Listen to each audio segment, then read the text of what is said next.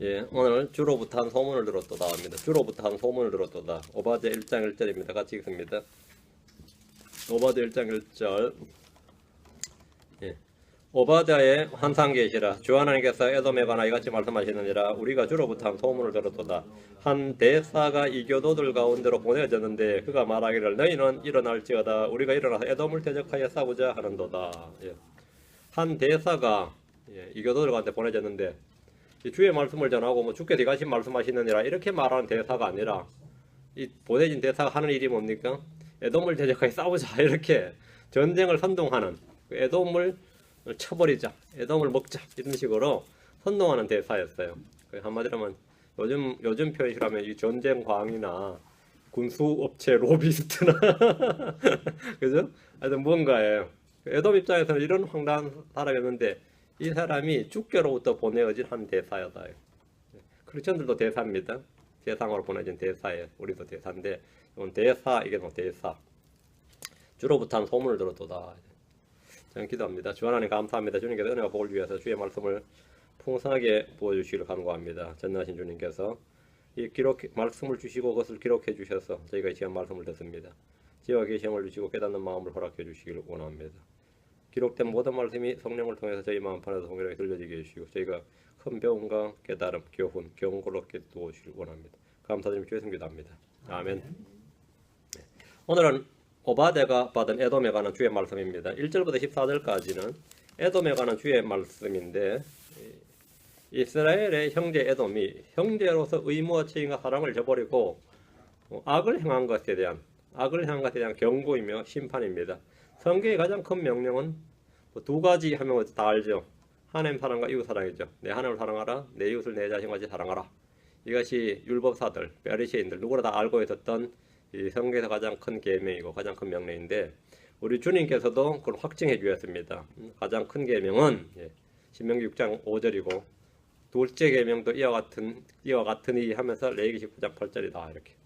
신약에서 가장 큰 명령은 뭐냐? 신약에서 전도, 기도, 뭐 같아요? 성경 가르치기, 성경 읽기. 신약에서 가장 큰 명령은 교회에 주어진 신약에서 가장 큰 명령은 뭡니까?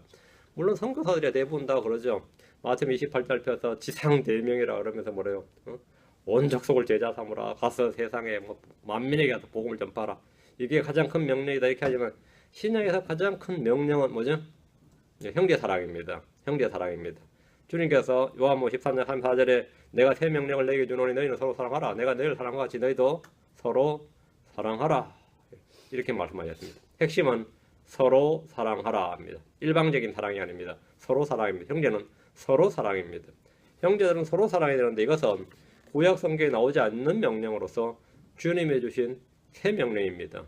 그 구약에는 내 이웃을 사랑하라, 뭐 내 이웃을 내 몸같이 사랑, 내 자신같이 사랑하라 이런 말씀이 있는데 이 서로란 말이 없죠. 서로 사랑하라 이 서로란 말이 없습니다. 그러니까 주님께서 내가 새 명령을 너희에게 주노니 새 명령입니다. 서로 사랑하라.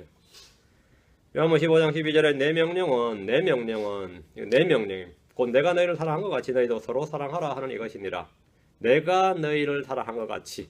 이 말이 참 무섭습니다. 말씀의 기준, 사랑의 기준과 정도, 이 가치 기준이 딱 정해져 있어요. 내가 너희를 사랑한 것 같이. 모델이 있습니다.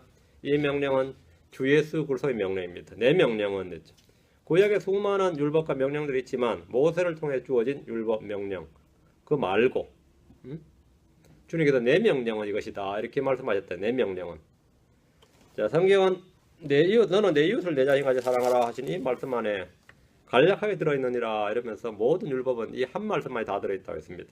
또 성경 말하기를 온 율법은 이것 즉 너는 내 이웃을 내 자신같이 사랑하라 하신 이 한 말씀 안에서 성취되었느니라. 여러분이 이웃을 자신같이 사랑하면 여러분 모든 율법을 성취한 겁니다. 그러나 그렇게 하지 않고 율법을 지키겠다고 하면 모든 거 지키다 한개 어기면 온 율법을 범하는 자가 됩니다. 여러분 선택을 해야 되는 겁니다. 이거 한 개 지켜도 다 지킬래? 다 지키다 한 개 어겨서 다 어길래? 이러면 어느 걸 선택하겠어요? 온 율법이 다 지키는 방법이 있대요. 너는 내 이웃을 내 자신과 같이 사랑하라 하신 이 한 말씀 안에 성취되었느니라.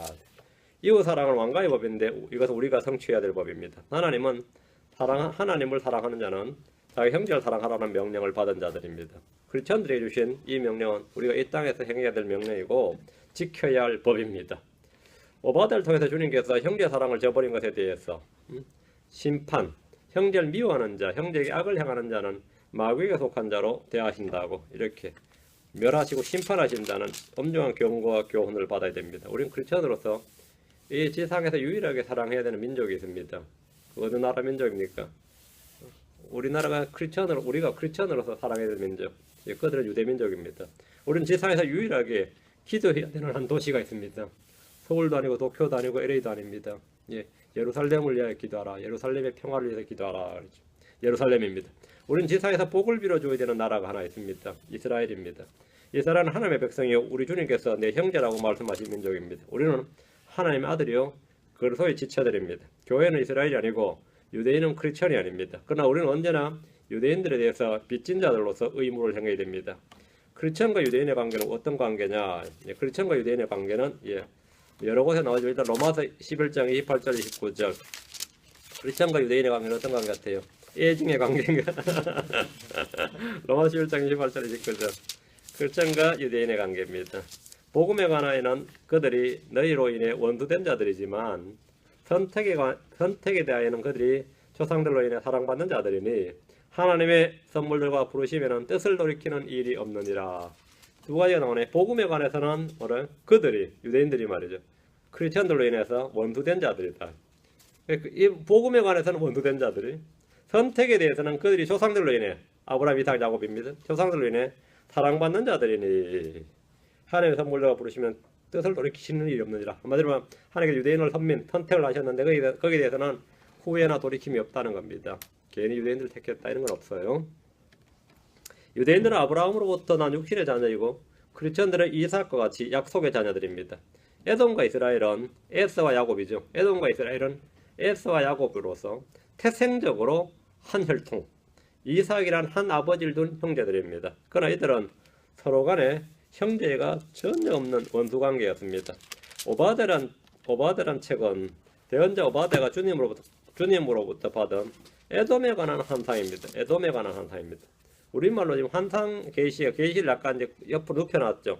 이탈리키로 쓰고 환상이라 했는데 환상하면 한국말 어감이 뭐가 되는 거죠? 환영, 뭐 이런 느낌.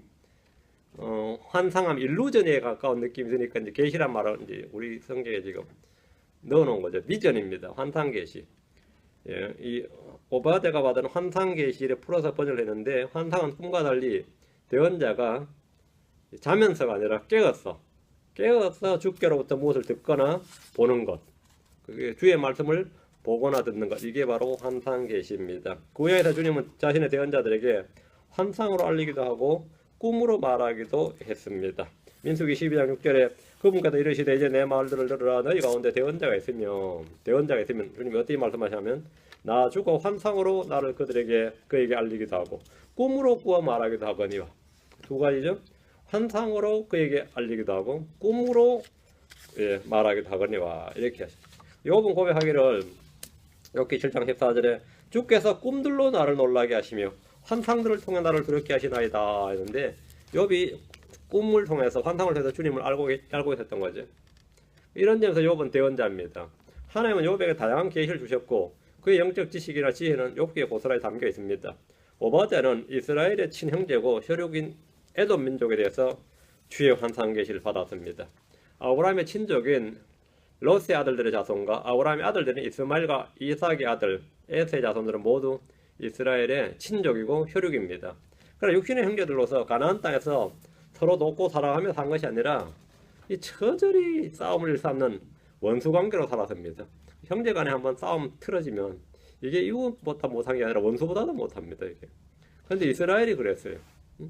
에돔의 민족적 기원은 이삭의 장자이며 야곱의 형인 에서가 시조입니다. 에서의 이름이 에돔이에요. 창세기 36장 8절 9절에 에서가 이와 같이 세일산에 거하였는데 에서는 에돔이니라. 에서가 에돔이에요. 야곱이 이스라엘이고 에서는 에돔이니라. 세일산에 있는 에돔족 속의 조상 에서의 세대들을 이러하니라 해서 에서가 시조가 되고 그 후손들이 에돔족이라고 불려요. 에돔이 민족 이름도 되고 국가 이름도 되는 거죠. 에돔족이 된 겁니다. 에서의 별명이 에돔인데 에돔은 아담아 이게 흙이란 뜻인 게 아니라 붉은이란 뜻인데 이는 에서의 피부색과 그 땅의 색깔과 연관이 되어 있습니다. 이스라엘의 출애굽 때 에돔은 400년간 이집트에 종살이하다 드디어 우리 형제 이스라엘이 출애굽을 했도다. 이러면 하나님은 위대하시도다. 이러면서 축하해주고 기도에 축복해주고 뭐 이러면 좋은데 즐거워 환영한 것이 아니라 놀라고 떨었습니다. 모세는 가데스에서 에돔 왕에게 당신의 형제 이스라엘이라면서 에돔을 혈육이고 형제로 인정을 하면서 자신은 뭐라고 당신의 형제 에돔 왕에게 모세가 한 말이에요. 당신의 형제 이스라엘이 그 에돔이 왜 네가 내 형제냐 이럴 수는 없는 거예요. 이건 실제적으로 형제가 맞았기 때문에 당신의 형제 이스라엘이라면서 에돔을 혈육이고 형제로 인정하고 이제 출애굽 과정에서 에돔 땅을 지나서 가나안으로 갈 수 있도록 호의를 구했습니다.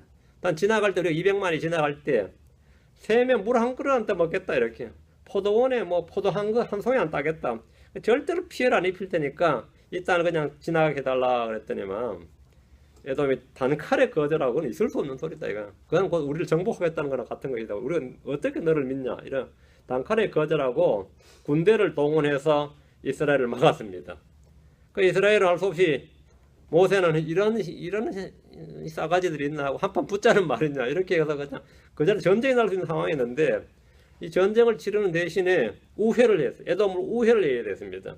근데 주님께서 이스라엘에게 에돔 족속을 어떻게 대해야 되느냐를 말씀하셨는데 미워하지 말라 이 명령을 주셨어요. 그것도 율법에 신명기 23장 7절에 너는 에돔 족속을 몹시 싫어하지 말라 그는 내 형제니라.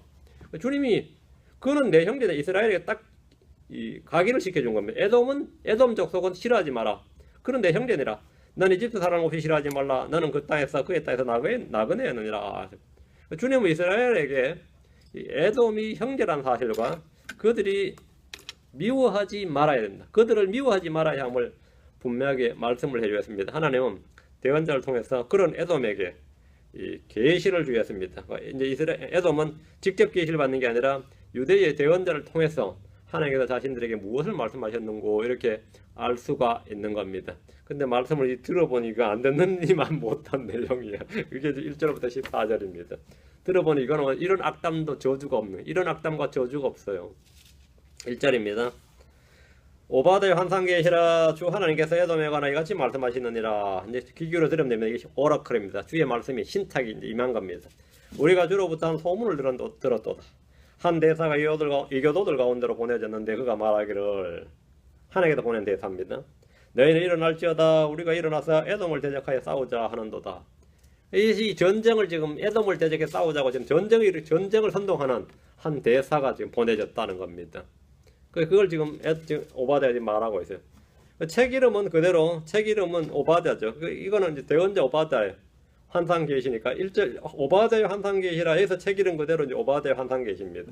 오바댜는 하나님께서 에돔에 관해서 말씀하신 것을 받아서 이 말씀을 선포했는데 다른 대언서들에 나오는 에돔에 관한 말씀과 거의 일치합니다. 대언자 아모스는 이스라엘 주변 민족들에 대해서 주로 이 주의 말씀을 쫙 전했는데 그 중에 에돔에 관한 말씀이 있습니다. 에돔은 두로로부터 이스라엘 사람들을 포로로 사들였습니다.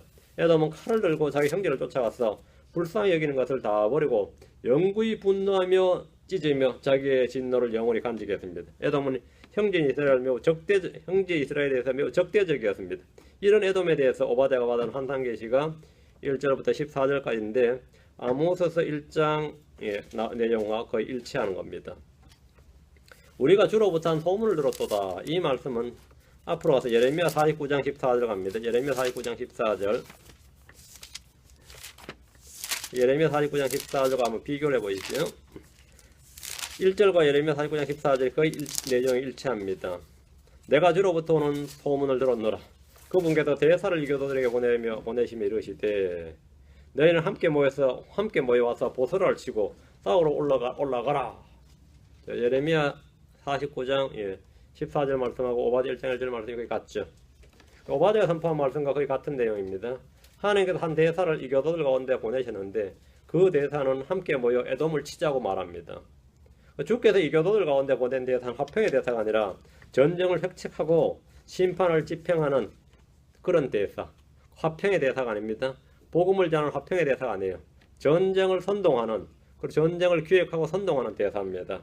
지금 이 땅에서 일어나는 많은 전쟁들의 이면에는 주님의 손길이 있습니다. 하나님의 대사는 주의 말씀을 전달하고 주께서 맡긴 사역을 담당하는 외교관입니다. 우리는 모두 그리스도의 대사들입니다. 바울은 자신이 결박당한 대사가 되어 결박 중에서도 마땅히 할 말을 담대히 전하려 합니다. 이렇게 우리 기도를 부탁했습니다. 모든 성도는 신실한 대사로서 주의 말씀을 온 세상에 전해야 됩니다. 주님은 이교도들 가운데 한 대사를 보내셔서 이교도들에게 하는 말이 너희는 일어날지어다. 우리가 일어나서 에돔을 대적하여 싸우자. 이스라엘 대적하여 싸우자. 에돔을 대적하여 싸우자. 에돔은 졸지에 뭐가 되는 거죠? 이게 졸지 사냥꾼에서 사냥몰이를 당하는 겁니다. 에돔이. 너희는 함께 와서 보스라를 치고 싸우러 올라가자. 보스라는 에돔의 수도격입니다. 제일 번성한 보스라를 치고. 주께서 이교도들 가운데 보내신 한 대사 이런 말에 에돔은 전쟁이란 뒤에 심판을 받게 됩니다. 오바다는 에돔이 전쟁으로 망하는 것은 주 하나님으로부터 비롯된 일임을 지금 선포하고 있습니다. 너희가 지금 주변 민족 당하는 것, 전쟁으로 너희가 망한다는 것은 주께서 하신 일이다. 이거 주께서 하신 일이다. 왜 주께서 에돔에 대해서 이렇게 하셨느냐? 2절입니다. 보라, 내가 너를 에돔을 말해 이교도들 가운데서 작게 만들었으므로 내가 크게 멸시를 받는도다. 에돔은 아주 흥왕한 아주 세력이 강대한 그런 나라가 아니라 작게 만들었다. 이교도들 가운데서 작게 만들었으므로 했어요. 내가 크게 멸시를 받는도다. 에돔 족속하면 어디서나 무시받아요. 에돔 족속하면 그 애들 삼류국가다. 주님은 에돔을 이교도들의 손을 통해서 치심으로 이교도들 가운데서 작게 만드시고 크게 멸시를 받게 하셨습니다. 에돔 족속은 번영하는 민족, 인류국가, 강성한 국가를 건설한 것이 아니라 삼류국가 이하로 떨어지고 말았는데, 그게 지금 이 시대 이야기 아니라 그 당시 시대에 에돔 족속은 별 볼 일 없는 족속이었다 이거예요.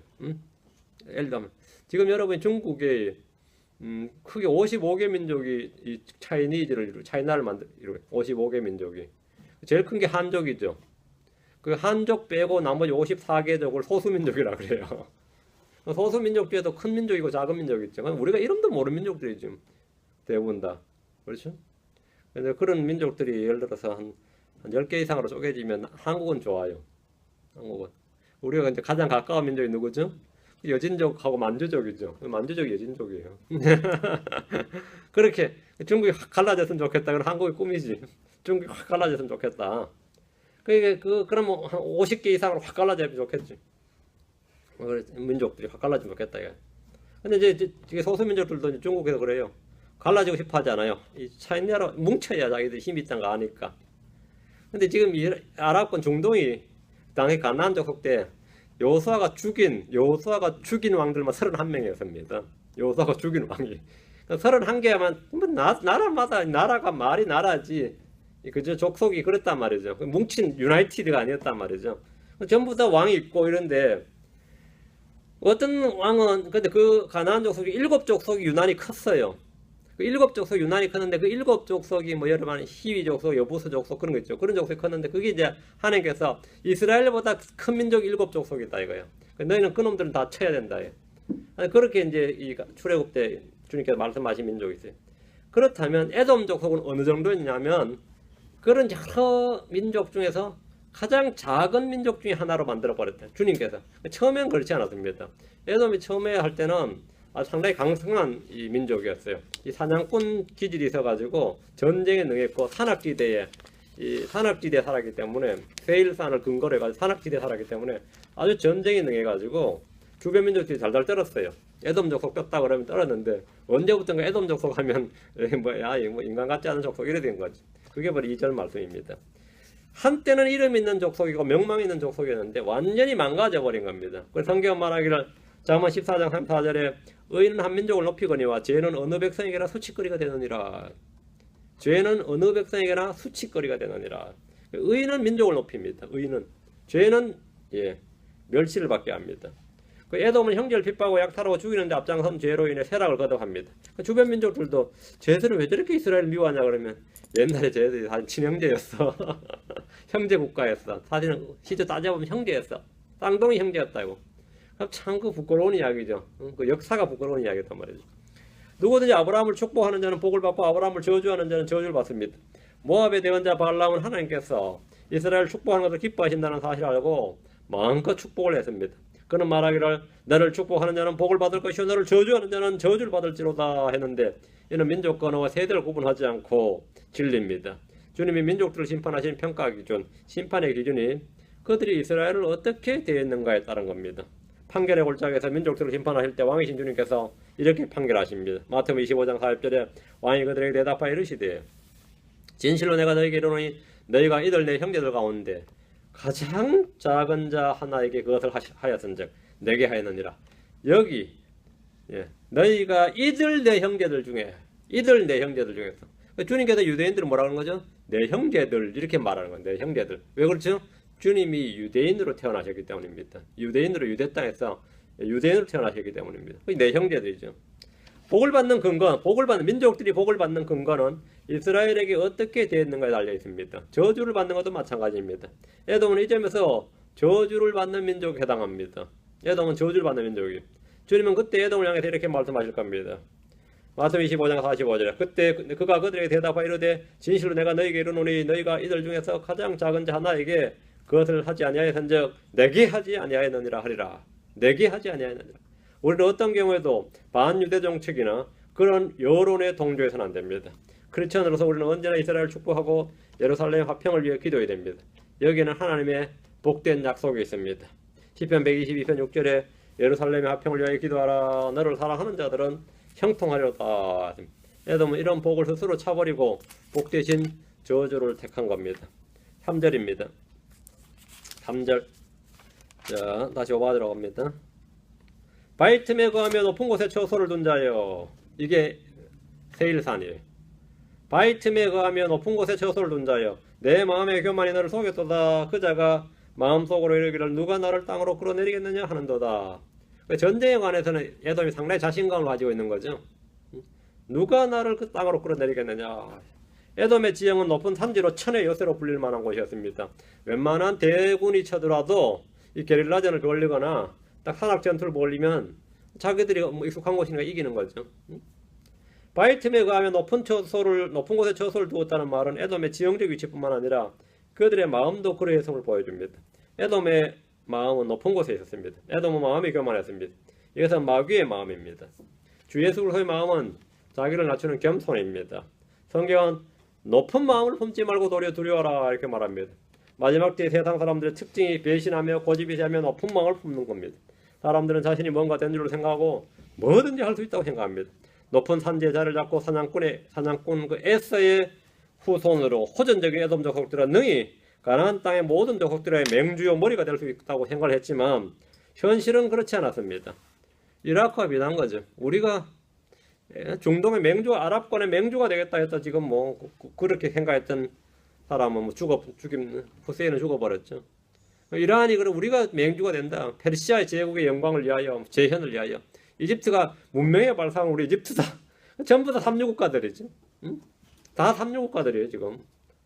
우리가 언젠가는 유럽을 호령 한번 해보겠다.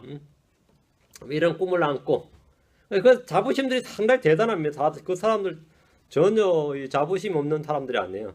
지금 아무리 삼류국가로 찌질하게 살아도 자기들이 세상의 중심인 줄 알고 최고인 줄 아는 그런 아주 강한 자부심과 그걸 가지고 있습니다.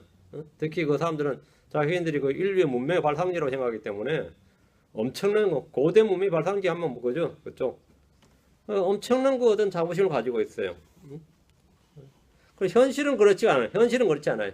에돔 족속도 비슷해요.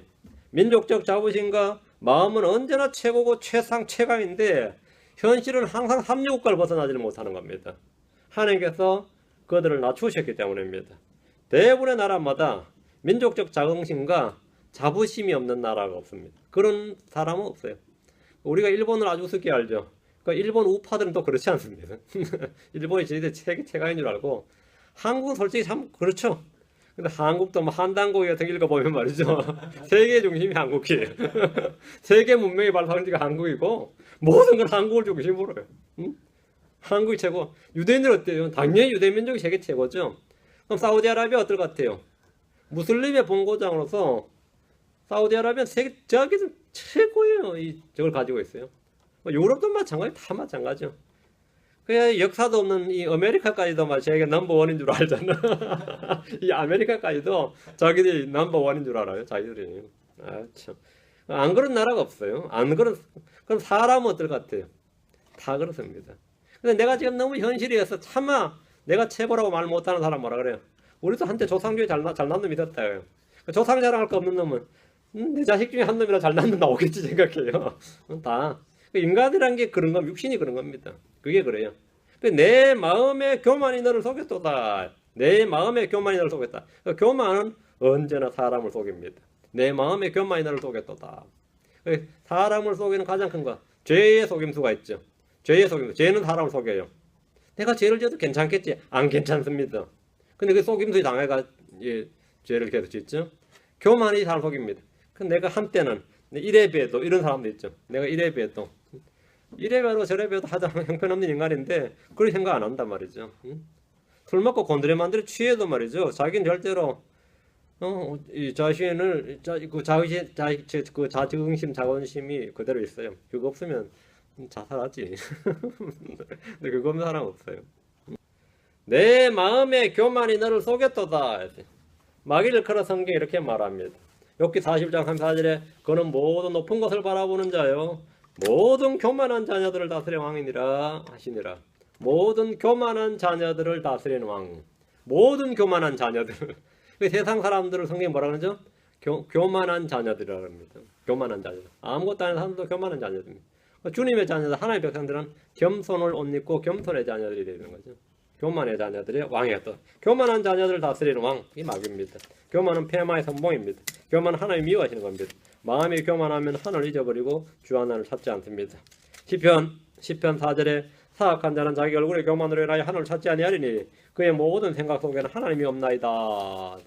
마음이 교만한 자는 뭐라고요? 얼굴의 교만으로 인하여 하늘을 찾지 않는다. 하나님을 찾지 않는 무신론자들이죠. 무신론자의 특징은 교만입니다. 사람이 무신론자가 되고 이 불신자가 되는 것은 마음의 교만 때문에, 교만이 자기를 속이기 때문입니다. 하나님은 교만한 자를 끌어내려 능히 낮추십니다. 교만은 사람 속에서 나와 사람을 더럽히는 겁니다. 교만은 사람을 속입니다. 하나님은 교만한 자를 흩어버리십니다. 하나님은 교만을 꺾으십니다. 주님은 교만한 자를 대적하십니다. 에돔은 교만으로 인해 자신을 속임으로 자기를 높였지만 하나님 그를 끌어내리시고 낮추어 버리셨습니다. 4절입니다. 내가 내 자신을 독수리처럼 높이며, 주님이 높여주셔야지 자신이 자기를 높이면 뭐, 내가 내 자신을 독수리처럼 높이며 내 보금자리를 별들 가운데 둘지라도 내가 거기서 그를 끌어내리리라 주가 말하노라. 네가 네 자신을 아무리 높여봐라요. 하나님께서 끌어내리시겠다는 겁니다. 에돔이 자신들을 상징하는 문양이 있다면 독수리와 별들일 겁니다. 이는 지금 미국의 국기의 상징물이 이거죠. 독수리와 별들입니다. 에돔은 누가 나를 땅으로 끌어내리겠느냐 이렇게 말하지만 주님께서는 친히 내가 너를 끌어내리라 하셨습니다. 예레미야 49장 16절로 갑니다. 앞으로 한 번 더 갑시다. 예레미야 49장 16절. 이 부분이 지금 예레미야하고 오바댜가 비슷한 내용입니다. 에돔에 관한 말씀은 대언자가 받은 말씀이 같아요. 예레미야 49장 16절. 오 바이트메가하고 산의 높은 곳에 차지한 자여, 산의 높은 곳을 차지한 자여. 이게 에돔이죠. 데일산입니다. 오 바이트메가하고 산의 높은 곳을 차지한 자여, 내 두려움과 내 마음의 교만이 너를 속였도다.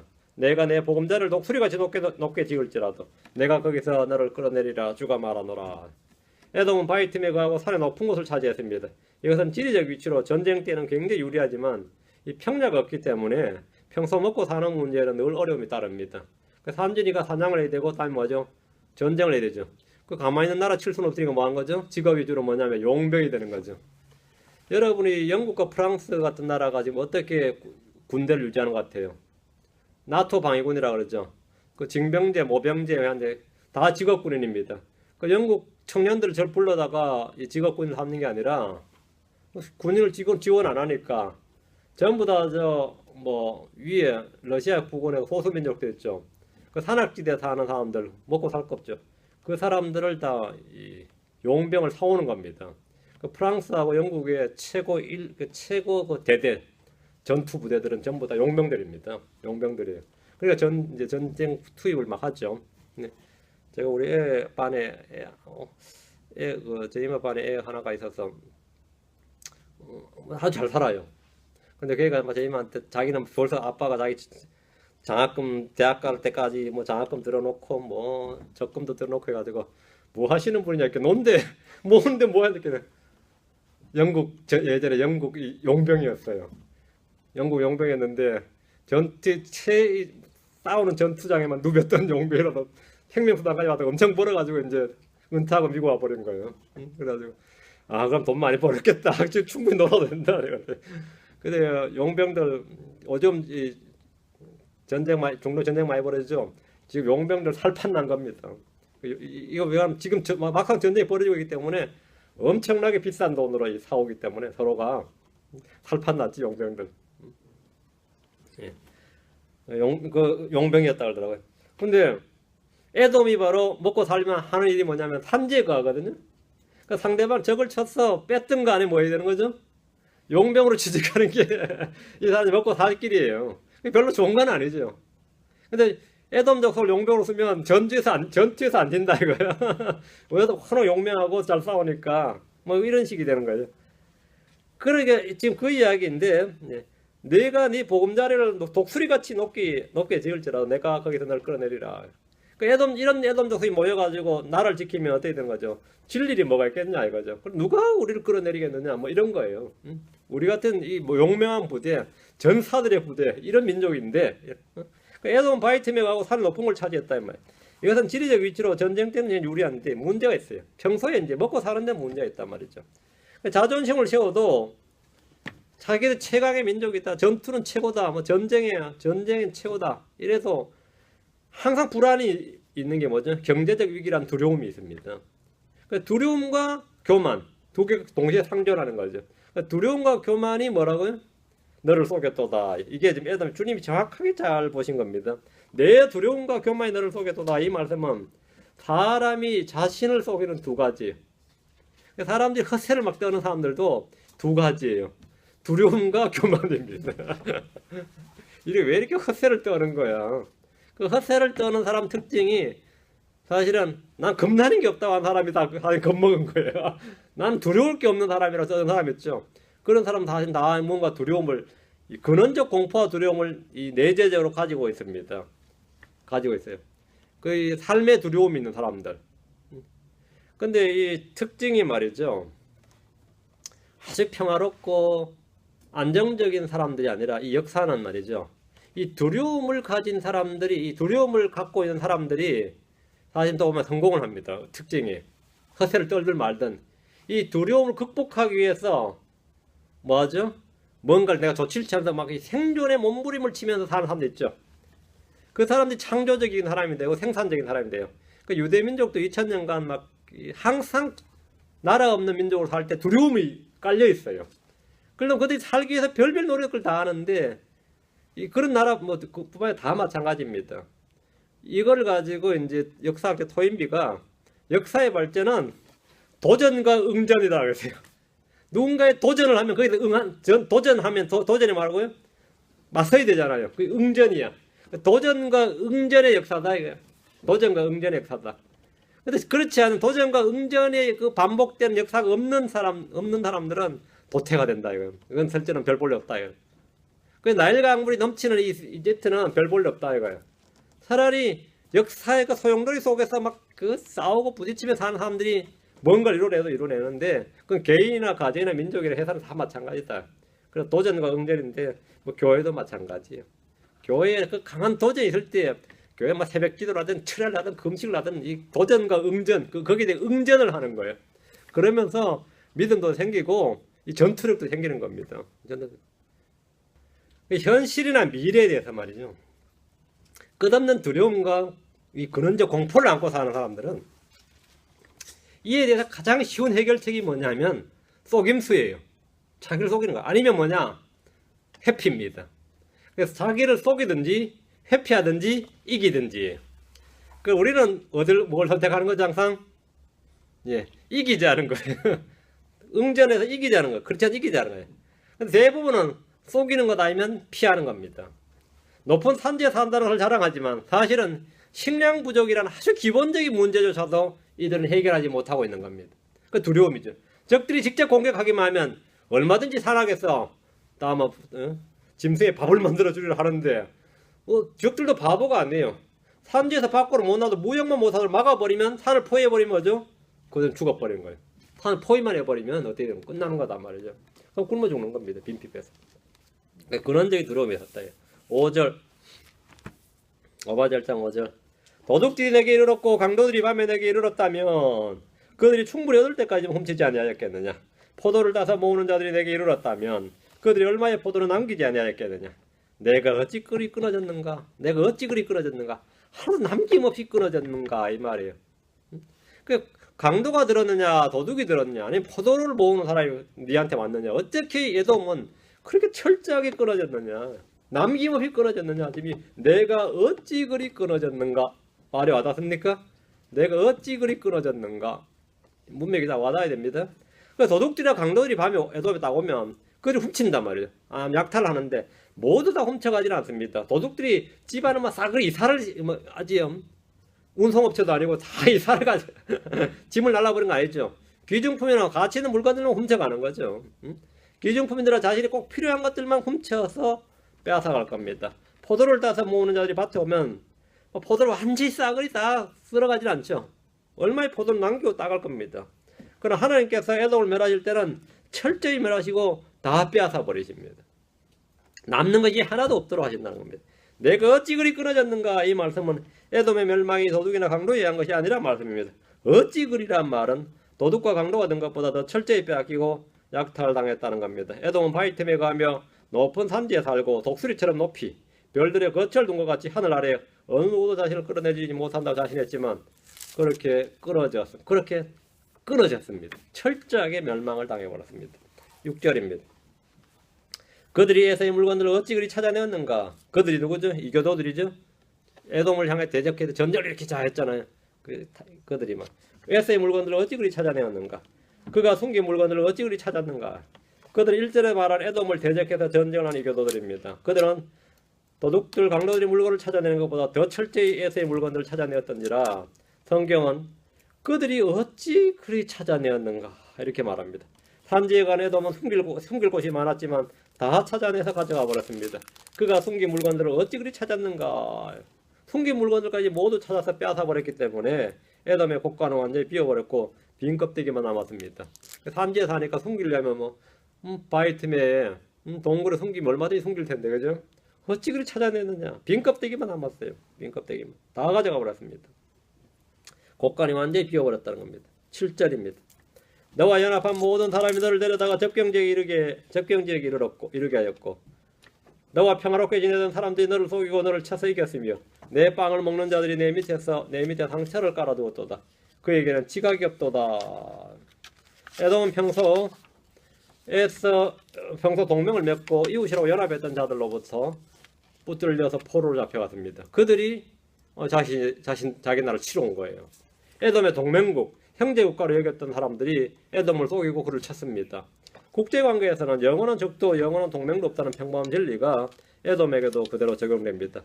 에돔의 빵을 먹는 자들이 에돔의 밑에서 상처를 깔아두었다는 것은 에돔의 원조를 받고 도움을 입던 이웃 민족들이 그를 상하게 했다는 겁니다. 철저한 배신입니다. 이웃이 한두 민족과 사이가 틀어진 것이 아니라 주변 민족들이 힘을 합쳐서 에돔을 대적을 했습니다. 평소 형제국가니 이웃국가니 혈맹이니 이래 부르면서 평화로이 지내던 자들이 힘을 합쳐서 에돔을 치고 그들의 숨겨놓은 물건들까지 다 빼앗아 가버렸습니다. 그에겐 지각이 없도다. 하나님은 에돔이 지각이 없다. 이 말이 뭔가 같아요. 지각, understanding, 명철이 없다는 겁니다. 지식이란 것은 어떤 사실에 대한 정보를 아는 것이죠. 이게 지식입니다. 그건 학교 교육으로도 가능하죠. 열심히 책 읽고 하면은 이제 공부를 많이 하면은 뭐가 있는 거죠? 지식을 쌓는 거죠. 그 지식은 돈 많은 자식들이 좀 더 나아요. 배우게 낫다고. 그렇다고 그 사람이 지혜가 있는 건 아닙니다. 지식이 있다고. 이거 많이 아는 놈이 할 줄 아는 게 없어. 그 지식이 많아. 그런 거는 뭐죠? 부리는 사람이 아니라 누구 밑에서 지혜를 받아야 돼요. 그 지식이 있는 사람은 지혜 있는 사람의 지혜를 받아야 돼요. 무슨 말이겠죠? 한국에서 보면 이 세상 사람들이 말이죠. 세상 사람들이 주님께서 빛의 자녀보다 더 지혜롭다 그랬죠. 더 지혜롭다. 실제 지혜로워요. 이 목사님들 중에서도 말이죠. 이 세상의 이 경영학 이론을 그대로 가져와 가지고 세상에서 배운 지식을 가져서 목회에서 먹는데, 그 설교에서 먹고 목회에서 먹는데 잘하는 분 많아요. 이 광고 기법 있죠. 이 광고 기법을 그대로 가져와 가지고, 이 광고는 10초에서 15초 만에 사람의 마음을 빼앗아야 됩니다. 광고는. 그 아무리 길어도 광고는 30초 이상 안 하거든요. 30초 이상 나가면 돈이 너무 많이 들기 때문에 보통 한국 광고주를 보시면 말이죠. 엄청나게 광고 빠르죠. 그게 시계 재보면 보통 15초입니다. 단 15초짜리 15초 만에 사람 내게 전혀 필요 없는 물건인데 그 광고를 보고 꼭 필요해 하는 마음이 들어야 돼요. 저거 내가 사야지. 저기 꼭 있어야 되겠어. 꼭 필요해. 갖고 싶어. 이런 마음을 일게 만들어야 돼요. 마음을 끌어내야 된다 그죠. 그게 광고를 만드는 사람들의 끝없는 고민입니다. 그래가지고 시각적 청각적인데 한국 애들은 어린애들이 막 광고에 빠지는 이제 다 외워버리잖아요. 그만큼 쉽게 사람 완전히 마음을 빼앗는 게 그겁니다. 그럼 복음은 그렇게 못할까? 하여튼 그런 게 사람을 한마음에 어트랙티브하게 하겠다 이거야. 그런 하나님 말씀 말고 설교 제목부터 좀 어트랙티브하게 정하자 이거죠. 그래서 요즘 그 목사님 설교 제목 보면 말이에요. 저처럼 뭐 이렇게 성경 구절을 뽑지 않습니다. 그 어디 명언과 같은 그런 거 잘 잡고 강렬한 그 설교 제목 뽑으려고 머리 지납니다. 머리 지나요. 진짜 설교 제목이 하도 그럴듯해 들어보면 내용 하나도 없는데 그 설교 제목만 할 때는 멋있는 설교 제목이 엄청 많아요. 모든 설교 제목 그 전부 다 그런 데서 받아오는 거죠. 그런 거죠. 그리고 이런 것들은 이제 이 세상 지혜가 있는데 이런 지혜, 그 지혜가 있는 사람들이 지식 있는 사람을 부려먹어요. 실제로 지혜가 있는 사람이 지식 있는 사람을 부려먹는데 지식과 지혜는 다르다 이거예요. 그리고 이제 지혜와 명철은 또 다릅니다. 지혜가 있다고 그 사람이 명철이 있는 건 아닙니다. 지혜가 있다고 해서 그 사람이 명철이 있는 건 아니에요. 에돔은 명철이 없다 그랬죠. 지각이 없다 이거. 세상 사람들은 빛의 자녀들보다 지혜롭긴 하지만 지각은 없습니다. 지각은 하나님과의 바른 관계에서 나옵니다. 한마디로 말하면 뭐냐면 지혜를 하나님과의 바른 관계에서 사용할 줄 아는 것을 명철이라고 그래요. 그래서 그렇지 않으면 뭐라고 하죠? 악한 지혜, 세상 지혜, 아래서 마귀의 지혜 뭐 이러는 거죠. 마귀도 지혜롭죠? 마귀도 지혜로워요. 세상 사람보다 훨씬 더 지혜롭지만 명철은 없습니다. 그 지각은 하나님과의 바른 관계에서 나오는데 이 지각은 뭐냐면 말이죠. 판단의 능력이에요. 분별력이라는 겁니다. 저 사람이 지각이 있다 없다는 말은 뭐냐면 판단력이 있다 없다예요. 판단력이 있다 없다. 그래서 판단력이 있다 이거예요. 그 엄청난 말입니다. 내가 판단을 다 했는데 그 일이 이상하게 착착 들어맞았어요. 그럼 어떻게 되죠? 야, 저 사람 예지력 있다 그래요. 예지력 있다. 그럼 너무 잘 들어보면 저놈 저 점천형이 있나? 점쟁이냐? 뭐 귀신 뺨 때리겠다. 뭐 이런 말만 막 나올 만큼. 나에게 판단의 기준, 이 판단의 법도가 뭐냐 이거죠. 여러분이 경영자나 아니면 지휘자 입장에 있는 사람들이 가장 필요한 게 뭐냐면 판단력입니다. 이거 지금 해야 될까? 안 해야 될까? 이 판단이에요. 근데 판단이 맞아버리면 뭐가 되는 거죠? 판단이 맞아버리면 역시 일어나고 틀려버리면 뭐가 되는 거죠? 엉망이 되는 거죠. 판단이 틀려버리면 그 사람이 아무리 학력이 좋든 뭐가 판단한 것마다 틀리면 뭐가 되는 거죠? 안 되죠. 그거 틀린 사람 뭐라 그래요? 하는 말이 뭐라 그러냐면 뭐 내가 점쟁이도 아니고 뭐 내가 뭐 예지력이 있는 것도 아니고 공부했잖아. 그 하버드대학에 어떤 이 수량 경제학자가 있었는데 그 사람은 이 통계적으로는 아주 유명한 사람이에요. 경제학자인데 근데 이 사람이 뭐라고 했냐면 이 미국은 지금 노인 인구가 줄어들고 이렇게 인구 구조상 이렇게 하면 2000 몇 년부터 2010년까지는 해마다 3%씩 주택 가격이 떨어진다고 딱 단정을 했어요. 근데 실제로는 그때까지가 붐이 일어나서 해마다 3.5%씩 늘어났어. 그래서 욕을 바가지로 먹었어요, 그 양반이.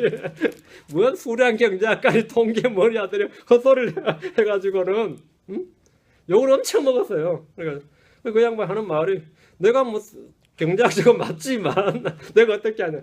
그런 사람한테 예를 들어 회사 기업 맡겨놔서 망하는 거죠. 그 사람이 지식이 없는 것도 아니고, 공부를 못하는 사람은 천재예요, 천재. 근데 판단력에서는 전혀 그렇지 않아요. 판단력에서는 오히려 뭐 진짜 이제 무당만 또 못한 거지, 한마디로.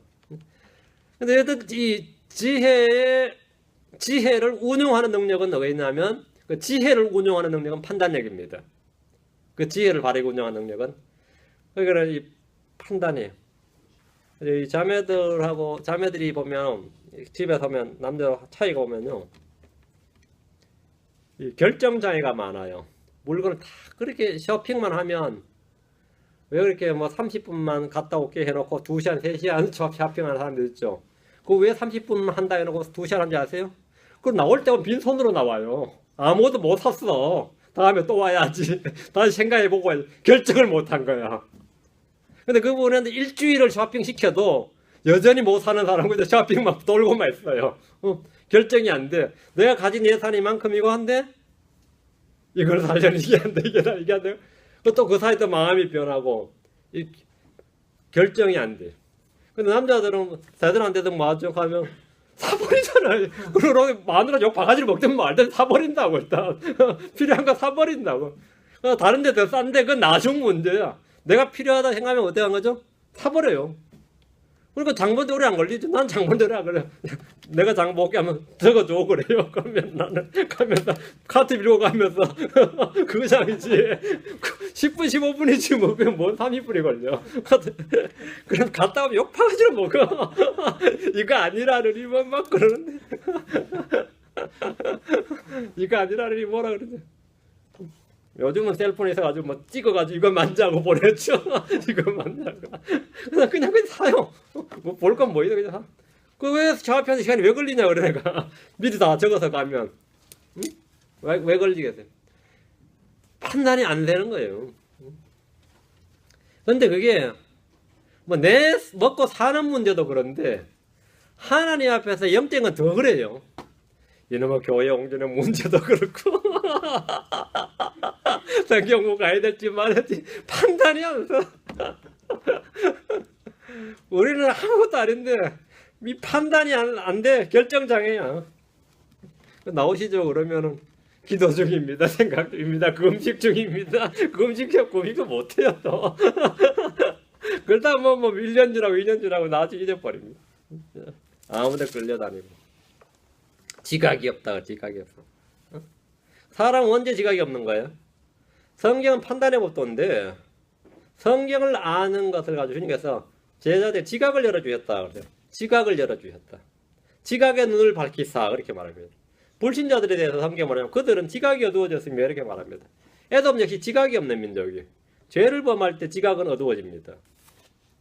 주님은 범죄한 이스라엘 향해서 내 백성이 어리석어 나를 알지 못하였나니 그들은 미련한 자녀들이요 지각이 없는 자들이로다. 지각이 없다. 지각이 없다. 지각은 하나님의 관계성에 관한 문제라 그랬어요. 창조주를 알지 못하는 무신론자들은 지각이 없는 자들입니다. 주를 알지 못하는 자들은 지각이 없는 자들이고 복음을 들어도 믿지 못하는 자들은 지각이 없는 자들입니다. 지혜는 있는지 몰라도 지각이 없어요. 지식은 있는데 지각이 없다예요. 에돔은 아버지가 아브라함이요 이삭입니다. 그런데 그들은 주를 아는 지식이 없었고 형제 이스라엘을 어떻게 대해야 하는지 알지 못했습니다. 형제의 존재의 의미와 목적이 뭡니까? 형제가 왜 있어요? 내가 우리 애들한테 늘 하는 말인데 형제가 왜 있느냐 이거예요. 형제가 왜 있느냐? 잠언 17장 17절에 친구는 언제나 사랑하며 형제는 어려운 때를 위하여 태어났느니라. 형제는 어려운 때를 위하여 태어났느니라. 근데 형 어려운 때 또 괴롭히니까. 형제는 어려운 때를 위해 태어났다 해요. 형제는 우리 지금 사남매인데 내가 늘 하는 말이 그래요. 형제는 어려운 때를 위해 태어났느니라요. 에돔은 자신이 이스라엘의 형제란 사실을 잊음으로써 지각이 없는 자가 되고 말았습니다. 8절입니다. 주가 말하노라 그날에 내가 에돔에서 심지어 지혜로운 사람들을 멸하여 에서의 산에서 지각을 멸하지 아니하겠느냐. 성경에서 그날에 그때에 이 말이 나오면 대부분 주의 날 대환란의 날입니다. 역사적으로 에돔은 끊임없이 이스라엘을 대적했는데 앞으로 대환란 때에도 에돔은 적그리스도의 편에 서서 이스라엘을 대적하고 박해하는 데 앞장섭니다. 주께서 오시면 에돔을 칼로 치시는데요. 이사야서 갑니다. 34장 6절 63장 1절 이사야 34장 6절 63장 1절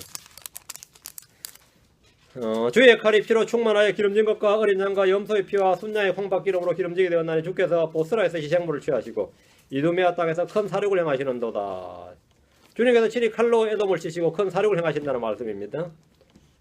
보스라에서 희생물 취하시고 보스라에서, 그죠? 주의 칼이 피로 충만하여, 이게 뭐냐면 칼로 쳐서 죽인다는 말이에요. 심판입니다.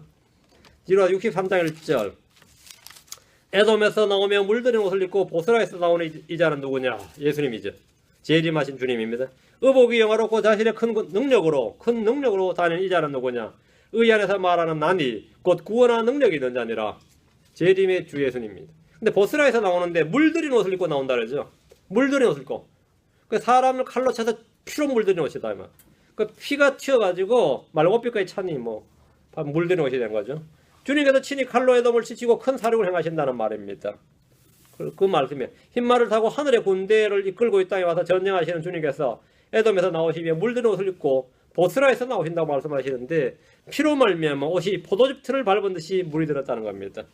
예레미야 49장 13절에 내가 나를 두고 맹세하기를 보스라가 황폐한 곳과 수치거리와 폐허와 저주거리가 되고 그것의 모든 도시들이 영원한 폐허가 되리라 하니라. 보스라, 에돔의 도시라 그랬죠. 수도라 그랬습니다. 또 예레미야 49장 22절에 보라 그가 독수리같이 올라와서 날며 보스라 위에 자기 날개를 펴리니 그날에 에돔의 용사들의 마음이 산통을 겪는 여인의 마음과 같으리라. 절망해버린 거죠. 전쟁이 안 되는 겁니다. 이것이 장차 에돔 족속이 받게 될 마지막 때의 재앙이고 심판입니다. 다시 오바댜로 와서 9절입니다. 오바댜 9절. 예.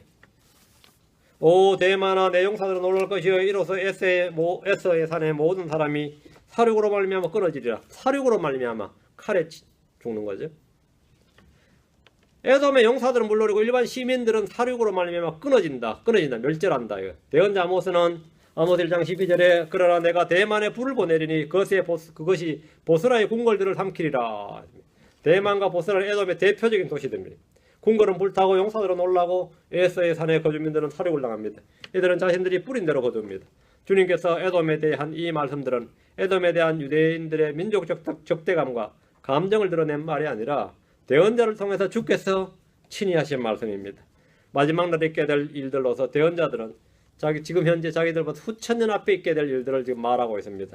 성경은 미리 기록된 역사입니다. 예언은 역사를 밝히는 등불입니다. 우리는 이 말씀에 주의를 기울이는 것이 잘하는 일입니다. 예수님의 증언이 바로 대언의 영입니다. 10절입니다. 내가 내 형제 야곱에게 행사한 폭력으로 인하여 수치가 너를 덮고 내가 영원히 끊어지리라. 자, 너희들은 왜 이런 1절부터 9절까지 이 일이 왜 일어났느냐 이거죠. 내가 내 형제 야곱에게, 주님 분명히 에돔에게 내 형제 야곱 이렇게, 에돔과 야곱은 어쨌든 간에 형제단 말이에요. 근데 내 형제 야곱에게 행사한 폭력, 형이 야곱에게 한 폭력을 행사한 거죠. 주님은 구체적으로 에돔의 불법과 죄를 지적하시는데 이스라엘과 관련된 것들입니다. 내가 내 형제 야곱에게 행사한 폭력으로 인하여, 이 말대로 에돔은 이스라엘이 고난을 당할 때 폭력을 행했습니다. 형제를 돕고 구출하는 대신에 앞장서서 재물을 노력하고 사람들을 잡아서 포로로 삼았습니다. 바벨론의 예루살렘 공격 때 에돔은 바벨론의 길잡이 역할을 했습니다. 이로 인해서 에돔은 지상에서 그 민족 자체가 끊어지고 맙니다. 11절. 내가 저편에 서 있던 날 곧 타국인들이 그의 군대를 포로로 사로잡아가며 외국인들이 그의 성문들로 들어가 예루살렘을 놓고 제 입을 뽑던 날에 너도 심지어 그들 중에 하나 같았느니라. 그들 침략자들 같다. 형제가 아니라 외국인들, 타국인과 같았다 이 말입니다. 에돔은 이스라엘에 대해 철저히 타국인들, 외국인들 중에 하나였지 결코 형제가 아니었습니다. 주님은 너도 심지어 그들 중에 하나 같았느니라 이렇게 말씀합니다. 이는 역사적 사건이며 동시에 대환란 때 있게 될 예언적 사건입니다. 12절.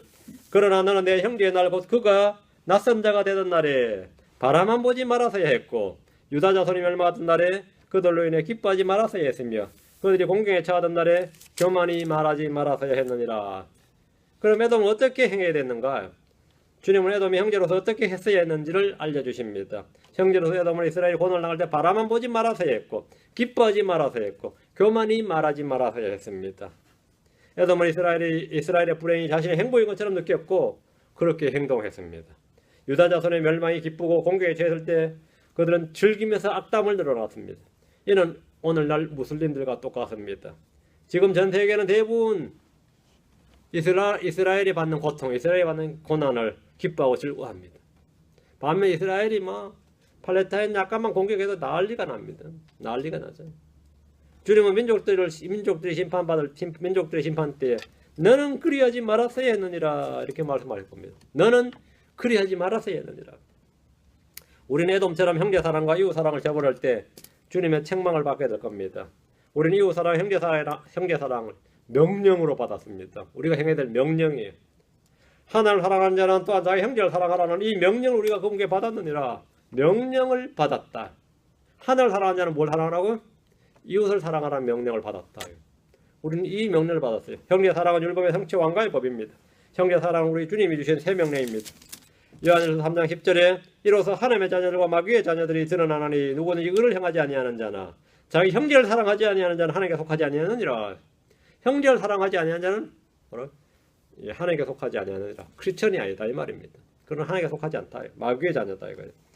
요한일서 3장 14절에 우리가 형제를 사랑함으로 사망에서 생명을 옮겨간 줄을 우리가 알거니와 자기 형제를 사랑하지 아니하는 자는 사망 안에 거하느니라. 자, 오바저서 13절로 갑니다. 너는 내 백성이 재난을 당하던 날에 그들의 성문에 들어가지 말아서 했고 참으로 그들이 재난을 당하던 날에 그들의 고통을 바라만 보지 말아서 했으며 그들이 재난을 당하던 날에 그들의 재물에 손을 대지 말아서 했고 이들이 다 했다는 말이죠. 결국 하지 말아서 이랬는데 사실 너희가 다 했단 말이에요. 이렇게 다 했다고. 주님은 유대민족을 내 백성이라 너는 내 백성이 재난을 당하던 날에 그렇지. 12절 내 형제의 날 내 백성이 고난을 당하던 날. 자, 이게 유대인들의 아이덴티티죠. 신분이고 신원입니다. 주님께서는 유대민족을 내 백성이라고 하셨습니다. 하나님께서 아브라함의 씨, 다윗의 씨로 태어나신 후에는 내 형제라고 하십니다. 유대인들은 하나님의 백성이요 주 예수님의 육신의 형제입니다. 에돔은 하지 말아야 할 일들을 했는데 유대인들이 재난을 당하던 날에 그들의 성문에 들어갔습니다. 침략자처럼 정복자처럼 이제 성문으로 들어간 겁니다. 그들은 약탈자로 침략자로 나선 겁니다. 그들이 재난을 당하던 날에 바람을 받고 그들의 재물에 손을 댔습니다. 빼앗았다. 그것이 전부가 아닙니다. 14절 내 거리에 서서 사거리에 섰으면 그에게 속한 자들 중에서 도망한 자들을 끊지 말아서 했으며 도망자들이 있는데 도망 못하겠다 이제 길목을 잡고 있는 거죠. 도망자들을 끊어버렸다. 죽여버리고 그들이 공격에 처하던 날에 그에게 속한 자들 중에서 남은 자들을 생존자들을 넘겨주지 말아서 했느니라. 또 생존자들은 잡아서 포로로 노예로 팔아버린 거죠. 에돔은 내 거리에 서서 유대의 도망자를 끌어버렸고 전쟁에서 살아남은 자들은 도망하지 못하도록 감시하면서 도망자는 죽여버렸고 생존자들은 포로로 잡아서 노예로 팔아버렸습니다. 주님께서는 에돔이 형제 유다에게 한 죄악을 미워하시고 그에 상응하는 보응과 심판을 하시는데 역사적으로는 이웃 족속들을 통해서 에돔을 주시고 예언적으로는 주께서 친히 칼을 드시고 그들을 사륙하신다는 겁니다. 그게 바로 우리 이제 계시록에 나오는 대환란 때날인데 이 소선지서에 쫙 예언되어 있는 말씀들이다. 그게 바로 보스라를 치신다. 그게 보스라 대만에 관한 이야기가 전부 다 에돔을 사륙한 심판하시는 이야기입니다. 그들은 왕국을 상속받지 못합니다. 오늘 오바댜 1장 14절까지 하고 다음 15절부터는 다시 이스라엘에 관한 이야기입니다. 15절부터 21절까지는 주의 날 천년왕국에서 이스라엘 이야기입니다. 이제 주제가 완전히 바뀌는 거죠. 오늘 여기까지 하겠습니다. 기도합니다. 위대하시고 거룩하신 주 하나님 감사합니다. 주님께서 은혜와 복을 주시길 원합니다. 주의 영을 늘 충만케 하시고 주의 복을 많이 허락해 주시길 간구합니다. 그래서 저희가 주를 아는 지식이 점점 자라날 뿐 아니라 우리 주님의 이 말씀을 가지고 그걸 잘 사용하고 또 주님을 드러낼 수 있도록 또 주께서 명령하신 바 형제 사랑과 이웃 사랑에 좀 탁월한 그런 종들이 되도록 도와주십시오. 감사드리며 주의 승기도합니다. 아멘.